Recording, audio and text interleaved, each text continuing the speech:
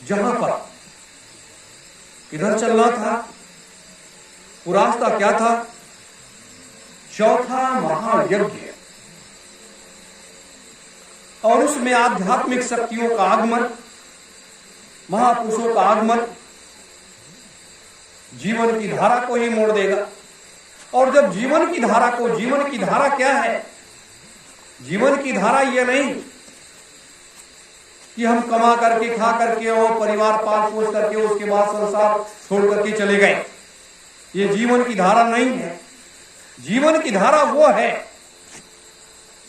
कि जिस धारा में इस मृतलोक की व्यवस्था गेंद के तरीके से उछलती चली जाए और ये सारा पाप जो है इस पृथ्वी पर, ये सब समाप्त हो जाए, ये पृथ्वी पाप रहित हो जाए और यहां से पुण्य ही पुण्य रह जाए, सत्यवादी लोग ही रह जाएं। ये है असली जीवन की वो धारा है जिस धारा को इस धरातल पर उतारने के लिए हम आप सब लोग प्रयास कर रहे हैं। हम आप सब लोग प्रयास कर रहे हैं।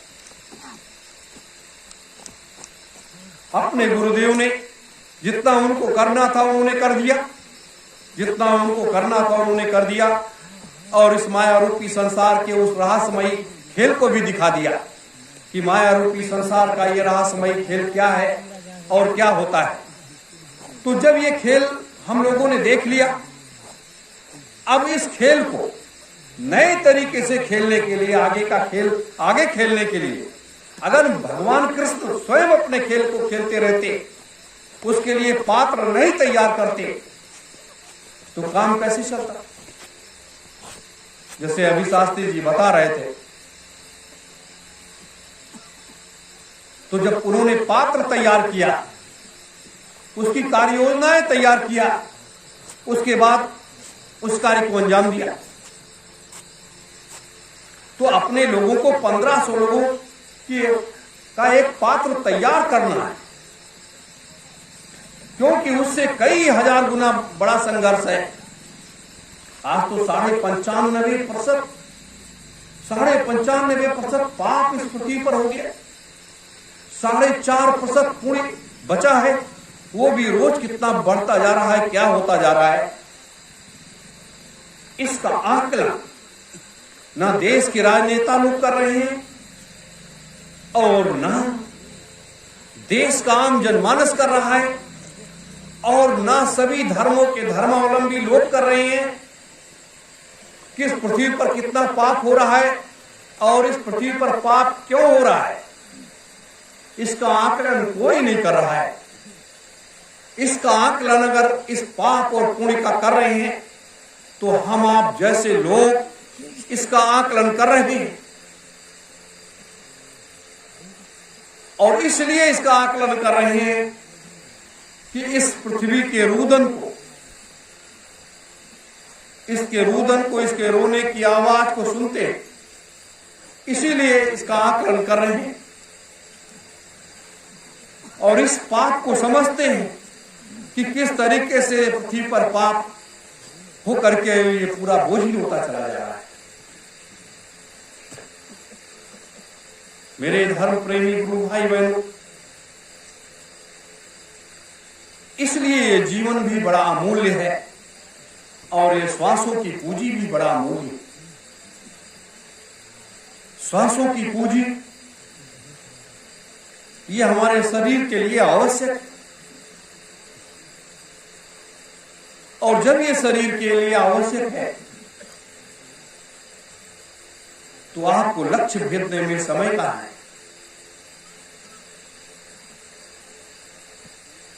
और ये पर्व कर्म के परिक्षेत्र में आता है और जाता है। आज 2 वर्षों से जैसे रक्षाबंधन का तिथि आता है तब भी भद्रा लग जाता है। ये सब एक अलग संकेत है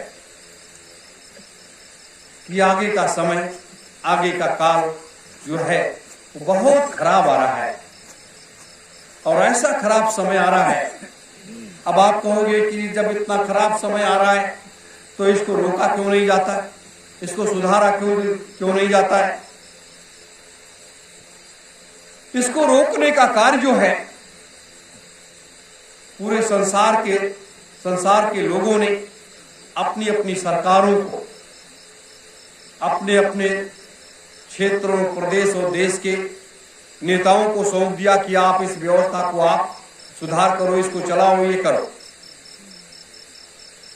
तो उनके बस की बात तो रह नहीं गई। और पूरी दुनिया के जितने भी धर्म है, पंथ है, मत है, मतांतर है, वो भी अपनी सारी सुख सुविधाओं में मस्त होकर के, और उन्होंने भी उसकी तरफ नहीं देखा। उन्होंने सिर्फ जो है अपनी सुख और सुविधाओं को देखा। जैसे आज ईसा मसीह को फांसी पर चढ़ा दिया गया। ईसा मसीह जब तक जिंदा रहे तब तक उनको कितनी सुख और सुविधाएं दी गई, कितनी व्यवस्थाएं दी गई, क्या क्या मिला उनको। पूरा जीवन पेड़ के नीचे और छप्परों के नीचे, पहाड़ों पर बीत गया। उनके चले जाने के बाद एक से एक बड़ी बड़ी व्यवस्थाएं, महल बन गए। राम जी को वनवास के समय में किसी ने उनको बिल्डिंग बना करके तो नहीं दी कि आप आइए रहिए यहां। वो 14 सालों का समय पेड़ के नीचे, छप्परों के नीचे, पहाड़ों में, गुफाओं में ऐसे बैठ करके व्यतीत कर दिया। क्या मिला? फिर वो राज्य की व्यवस्था मिलने के बाद तो उनको आराम मिल गया। लेकिन जाने के भी समय एक ऐसा रास्ता तैयार कर लिया गया कि जाकर के स्वयं सरयू में अपने को जल समाधि ले लेनी पड़ेगी। ये धरातल पर ऐसा ही कार्य है। कृष्ण के जन्म होते ही मां का स्थान छोड़ देना पड़ा और दूसरी मां के पास पहुंच जाना पड़ा। वो भी एक दौर। आज हम आप सबके उन कामों को देखते हुए, सारी व्यवस्था को करते हुए आज एक नए रास्ते की तरफ आए। यह जो रास्ता है हमें उस मार्ग की तरफ लेकर के जा रहा है जिस मार्ग की तरफ किसी का कोई ध्यान नहीं है, जिस मार्ग की तरफ पूरे संसार के लोगों का किसी का कोई ध्यान नहीं है, उस मार्ग की तरफ हम आप चलते चले जा रहे हैं। उस रास्ते को हम आप सबों ने चुना है। जिस तरीके से रास्ता कभी राम जी ने चुना था, कृष्ण ने चुना था, उससे बड़ा रास्ता आप लोगों ने तय करना शुरू किया है। ये रास्ता क्या है? ये रास्ता हमारे आप सबके लिए क्या है? सतयुग को, सत्य के युग को इस लोक में स्थापित कर देना, उसी को सतयुग कहते हैं। और अपने गुरु के महान संकल्पों को पूरा करते हुए अपने गुरु के श्री चरणों में सौंप देना, यही सबसे बड़ी गुरु भक्ति है। कि हम सत्संग सुनाने लगे, नामदान देने लगे, हम चेला बनाने लगे, ये करने लगे, वो करने लगे, ये गुरु भक्ति नहीं है। इसे गुरु भक्ति नहीं कहते हैं। अपने गुरु के महान संकल्पों को, अपने गुरु के महान कार्यों को पूरा करके अपने गुरु के श्री चरणों में सौंप देना, यही सबसे बड़ी गुरु भक्ति है। और यही गुरु के लिए सबसे बड़ी गुरु दक्षिणा है। राम ने भी अपने गुरु को इसी तरीके से गुरु दक्षिणा दिया था। कृष्ण ने भी अपने गुरु को इसी तरीके से गुरु दक्षिणा दिया था। तो आज हमें आपको भी अपने गुरु को, अपने पिता को, अपने उस परम पिता को ये सबसे बड़ी गुरु दक्षिणा उनके श्री चरणों में समर्पित करने के लिए ये हम आप सब इतना बड़ा त्याग और तपस्या कर रहे हैं। ये एक तपस्या ही है, ये एक तपस्या ही है। आप सब भी जब आते हो, इस बालू की रेत पर लेट जाते हो, समय पर भोजन नहीं, समय पर पानी नहीं, समय पर नींद नहीं, बिस्तर नहीं, चाहे गर्मी हो, चाहे ठंडी हो, चाहे बरसात हो, चाहे जैसे जो भी हो, लेकिन उस मालिक की इतनी बड़ी दया है, इतनी बड़ी कृपा है कि वो सारी चीजें सहन करने की शक्ति आपको दे देता है और आप उनकी दी हुई शक्ति के द्वारा इन सारी चीजों को बर्दाश्त कर लेते हैं और आराम से इसमें खुश रहते हैं।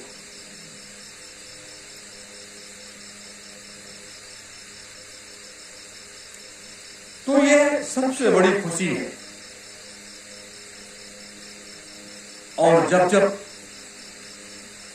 धर्म पर कुठाराघात होने लगता है, तब तक उस धर्म की रक्षा के लिए कोई ना कोई आता है और उसको बचा लेता है।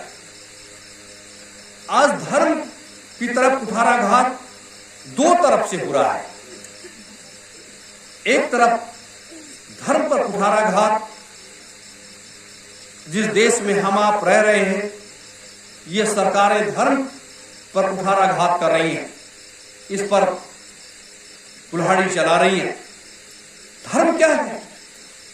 धर्म कहता है सभी जीवों की रक्षा करो। अहिंसा परमो धर्मा का एक शब्द है जिसको सबने कहा, सभी जीवों की रक्षा करो, जीवों पर दया करो, ये एक धर्म है। और आज हमारी सरकार कहती है कि सभी जीवों को काट करके खा जाओ, ये हमारी सरकार कहती है। तो वो धर्म नहीं है, वो राक्षसी प्रवृत्ति की एक आदत है। तो जब ये अधर्म हो रहा है, उसके बाद दूसरा क्या है? हमारे देश के जितने भी धर्मावलंबी लोग हैं, जितने भी धर्मावलंबी लोग, सभी धर्मों के, सभी पंथों के, सभी मत और मतांतरों के लोग जो हैं, वो जाकर के उस सरकार की गोदी में बैठ जाते हैं। तो जब उसकी गोदी में वो बैठ जाते हैं, तो दो तरफ से दोनों धर्म पर कुल्हाड़ी चला रहे हैं, दोनों कुठाराघात कर रहे हैं। तो धर्मावलंबी लोग भी धर्म पर कुल्हाड़ी चला रहे हैं और सरकार तो कुल्हाड़ी चला ही रही है। इस तरीके से आप किसको कहो? अब इसको रक्षा कौन करेगा? जब धर्मावलंबी लोग भी धर्म पर कुल्हाड़ी चलाने लगे, सरकार भी चलाने लगी, नेता भी चलाने लगे, तो अब कौन इसको बचाएगा? अब तीसरा कौन बचा?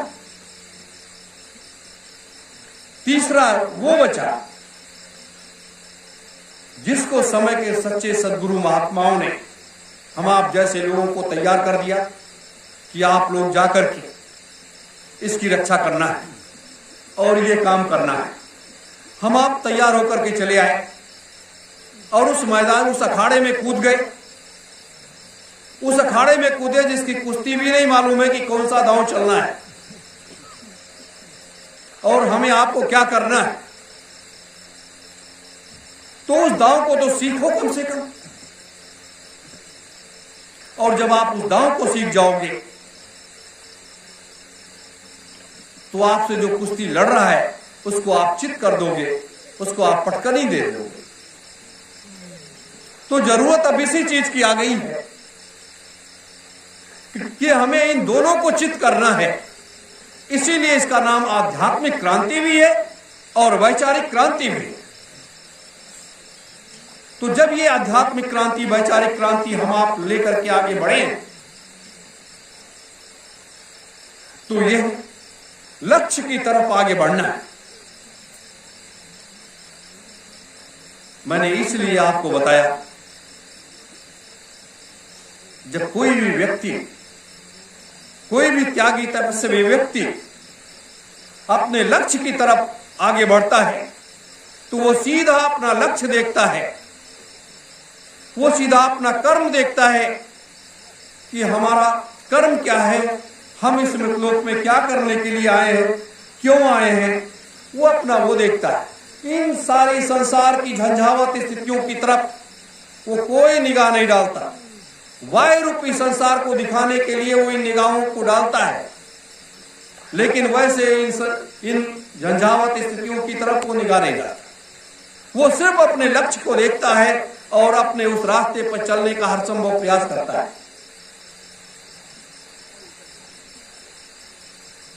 ज्ञान के उस भंडार पर अगर कोई बैठा हो, शक्ति के उस पुंज में, उस ज्योति पर जो व्यक्ति बैठा हो, धर्म के उस पाए पर जो व्यक्ति बैठा हो, अध्यात्म की जो व्यक्ति धुरी बन जाए, आप उससे क्या व्याख्या करोगे? बहुत से लोग बहुत कुछ कहते हैं। मैं क्यों कहता हूं आप लोगों से, कौन क्या कहता है उसकी चिंता मत करो, उसकी परवाह मत करो। सिर्फ अपने लक्ष्य को देखो, अपने कर्म को देखो कि हमारा कर्म क्या है, हमारा लक्ष्य क्या है। और जब इसको साथ लोगे तो हम अपने उस मंजिल तक पहुंच जाएंगे, क्योंकि हमारी मंजिल ही युग परिवर्तन, सतयुग स्थापना, महायज्ञ और सतयुग को इस धरातल पर उतार करके लाना, ये अपनी मंजिल है। और इस कार्य को संसार का कोई भी व्यक्ति नहीं कर सकता है। हम आप लोगों के अलावा संसार का कोई भी व्यक्ति नहीं कर सकता। कोई कितना भी कहे, कोई कुछ भी कहे, क्योंकि युग परिवर्तन, सतयुग स्थापना, महायज्ञ की जो भावी योजना है, जो उसकी रणनीति है, वो इस मृतलोक में नहीं बनी है,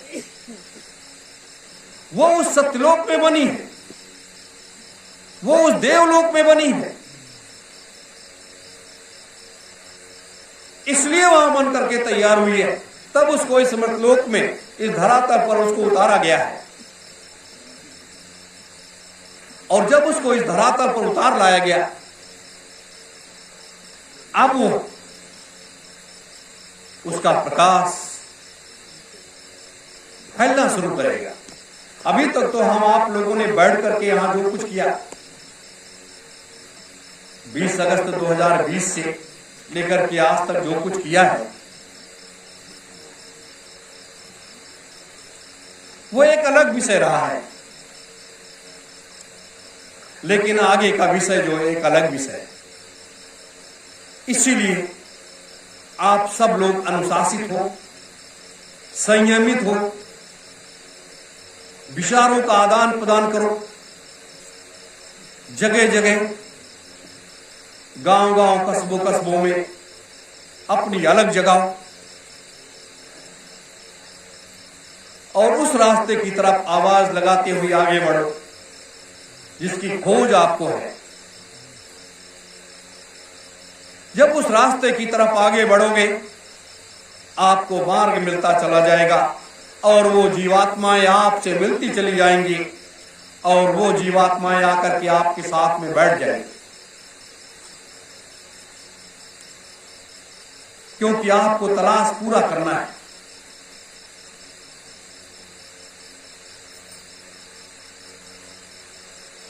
यही कार्य सबको संभालना है। आप बताइए, एक कार्य के लिए एक कार्य के लिए निरंजन भगवान ने 8.5 लाख वर्ष दांव पर लगा दिया।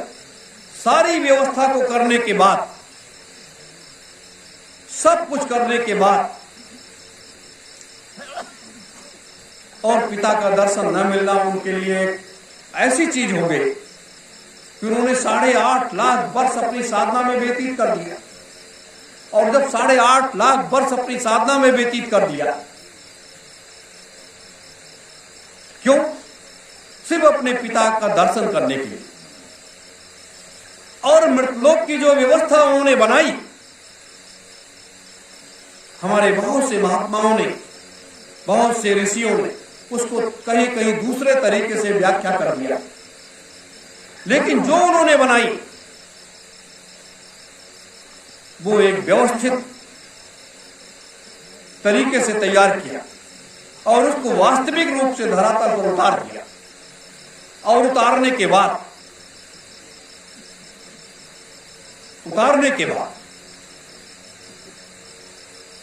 कि जब हम अपने पिता का ही दर्शन नहीं कर पा रहे हैं और उनको इस व्यवस्था को दिखा नहीं पा रहे हैं कि ये चीजें हमने बनाई हैं, तो इसकी मान्यता क्या है? इसकी मान्यता तो अपने पिता को धरातल पर उतारने के लिए 8.5 लाख वर्ष साधना में व्यतीत कर दिया। और कलिकाल की अंतिम बेला में उस परम पुरुष, परम पिता, सतपुरुष भगवान को इस मृतलोक में महात्मा के रूप में इस मृतलोक में अवतरित होना पड़ा। और आकर के उनको भी घूम करके गांव कस्बों में घूमना पड़ा, घरों घरों पे घूमना पड़ा, देखना और दिखाना पड़ा। और उन रूहानी सत्संगों को उन्होंने उन चीजों को उड़ेल दिया लोगों के बीच में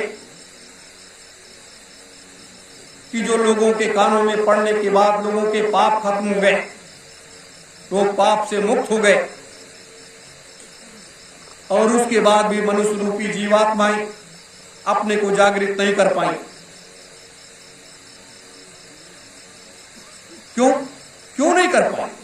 तो लोगों ने ये कहा कि अरे ये तो सब निरंजन की माया है, निरंजन का लोक तो बड़ा खराब है। निरंजन का लोक खराब नहीं है। निरंजन के लोक में तो आने के बाद आप मनुष्य कहलाने के हकदार बने। निरंजन के लोक में जब आप आए तो आपको मनुष्य की मान्यता मिली, आपकी पहचान हुई, आपके कर्म की पहचान हुई, आपके अच्छे और बुरे कर्म की पहचान भी हुई। क्योंकि यहीं पर आने के बाद तब हर चीज की पहचान होती है, वैसे नहीं होती। तो आपको कौन पहचानेगा, आपको क्या करेगा, आप बताइए। वैसे कौन पहचानता? वैसे तो वहां अपार जीवों का भंडार भरा पड़ा है। वहां तो सब बैठ करके वो अपने उस रसास्वादन में, अपनी साधना भक्ति में समस्त है, कोई किसी को नहीं जानता। मेरे धर्म प्रेमी गुरु भाई बहनों, तो ये सब निरंजन का ये सब बनाया हुआ सारी व्यवस्था है।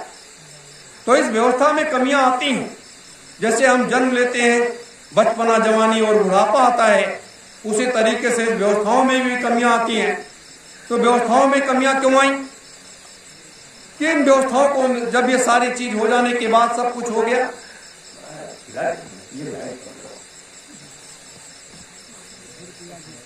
तो ऐसी स्थिति में जब ये कमियां आने लगी तो ये विचार किया गया कि कमियां क्यों आ रही हैं।